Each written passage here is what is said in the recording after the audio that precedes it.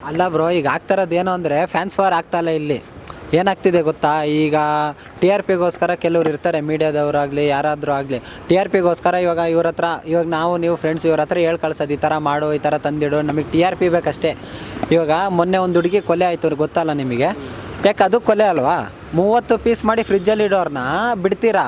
ಯಾಕೆ? ರಾಜಕೀಯದವ್ರು ದುಡ್ಡು ಕೊಡ್ತಾರಲ್ಲ, ದುಡ್ಡು ಕೊಟ್ಟವ್ರನ್ನ ಬಿಡ್ತೀರಾ ಮೀಡಿಯಾದವರು? ಯಾಕೆ ಡಿ ಬಾಸ್ ಅವ್ರು ದುಡ್ಡು ಕೊಡಲ್ಲ ಅಂತ ಹೇಳಿದ್ರಾ? ಇವಾಗ ಯಾವುದೋ ರಾಜಕೀಯದವ್ರು ದುಡ್ಡು ಕೊಡ್ತಾರೆ ಅಂದ್ಬಿಟ್ಟು ಬರೀ ಮಾತಿಗೆ ಮುಂಚೆ 24 ಗಂಟೆ ಡಿ ಬಾಸ್ ಅಂತ ಹಾಕಿದ್ರೆ ಏನು ಬಂತು ಲಾಭ? ಇವಾಗ ಹುಡುಗಿಗೆ ನ್ಯಾಯ ಕೊಡಿಸ್ತೀರಾ ನೀವು? ಫ್ರಿಜ್ಜಲ್ಲಿ 30 ಪೀಸ್ ಮಾಡಿ ಇಟ್ಟಿದ್ನಲ್ಲ ಅವ್ರಿಗೆ ನ್ಯಾಯ ಕೊಡಿಸಿ.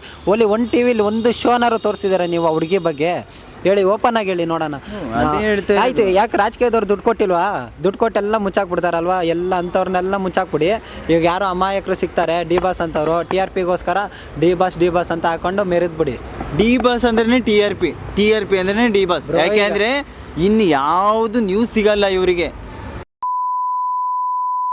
ಅದಕ್ಕೆ ದರ್ಶನ್ ಅವರು ಸರಿಯಾಗಿ ಹೇಳಿದ್ದಾರೆ, ಅರ್ಥ ಆಯ್ತಾ? ಯಾವ್ದನ್ನ ತೋರಿಸ್ಬೇಕು ಅದನ್ನ ಮಾತ್ರ ತೋರಿಸಿ, ಇನ್ನು ಬೇಡದಿರೋದನ್ನ ಯಾವತ್ತೂ ತೋರ್ಸೋದಕ್ಕೆ ಹೋಗ್ಬೇಡಿ. ಇಷ್ಟಂತ ಏನೇನೆಲ್ಲ ಘಟನೆಗಳು ನಡೀತಾ ಇದ್ದಾವೆ ತೋರಿಸಿ ಅಂತವನ್ನ.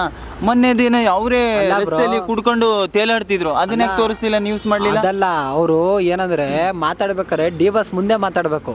ಡಿ ಬಾಸ್ ಜೈಲಲ್ಲಿದ್ದಾಗಲ್ಲ. ನಿಂಗೆ ತಾಕತ್ತಿದೆಯಾ, ನಿನ್ನ ಕೆಪಾಸಿಟಿ ಇದೆಯಾ, ನಿನಗೆ ಇನ್ಫ್ಲೂಯೆನ್ಸ್ ಇದೆಯಾ, ನೀನು ಮಾತಾಡು. ಡಿ ಬಾಸ್ ಮುಂದೆ ಮಾತಾಡು. ತಾಕತ್ತಿದ್ರೆ ಡಿ ಬಾಸ್ ಆಚೆ ಬರ್ತಾರಲ್ಲ ಅವಾಗ ಮಾತಾಡು.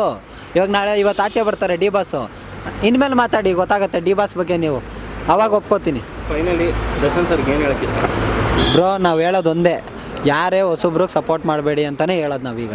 ಯಾಕಂದರೆ ಯಾರೂ ಬರಲಿಲ್ಲ ಬ್ರೋ, ಅವ್ರ ಕಷ್ಟದಲ್ಲಿದ್ದಾಗ ಯಾರೂ ನೋಡೋಕ್ಕೆ ಬರಲಿಲ್ಲ ಬ್ರೋ. ಹೊಸಬ್ರಾಗಲಿ ಯಾರಾದರೂ ಆಗಲಿ ಡಿ ಬಾಸ್ ಅವ್ರಿಗೆ ಹೇಳೋದು ಒಂದೇ, ಯಾರಿಗೂ ಸಪೋರ್ಟ್ ಮಾಡಬೇಡಿ.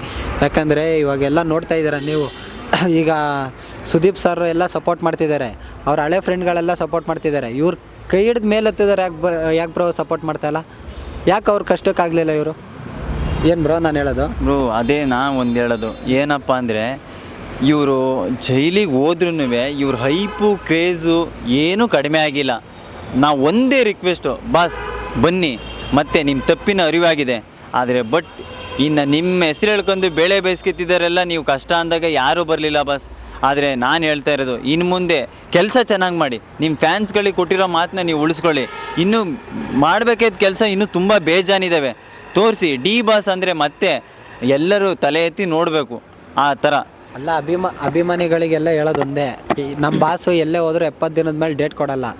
ಇನ್ನು ಡೆವಿಲ್ಗೂ ಅಷ್ಟೇ 70 ದಿನ ಅಷ್ಟೇ ಶೂಟ್ ಮಾಡೋದು. ಇನ್ನು ಫೆಬ್ರವರಿ ಮಾರ್ಚ್ಗೆಲ್ಲ ಡೆವಿಲ್ ಬರೋ ಥರ ಅವ್ರು ಮಾಡೇ ಮಾಡ್ತಾರೆ. ಆಚೆ ಬಂದರೆ ಅಭಿಮಾನಿಗಳೆಲ್ಲ ಕಾಯ್ತಾಯಿರಿ, ವೆಯ್ಟ್ ಮಾಡ್ತಾಯಿರಿ. ಯಾರ್ಯಾರು ಇಷ್ಟು ದಿನ ಮಾತಾಡಿದ್ರು ಬಗ್ನಿಗೂಟ ಇಟ್ರಲ್ಲ, ಮೂವಿ ರಿಲೀಸ್ ದಿನ ನಾವು ಬಗ್ನಿಗೂಟ ಇಟ್ಟು ಹೊಡೆಯೋಣ, ತಲೆ ಕೆಡಿಸ್ಕೋಬೇಡಿ. SS ಟಿವಿ, ಸಿನಿಮಾ ಜಗತ್ತಿನ ಕ್ಷಣ ಕ್ಷಣದ ಸುದ್ದಿಯೊಂದಿಗೆ.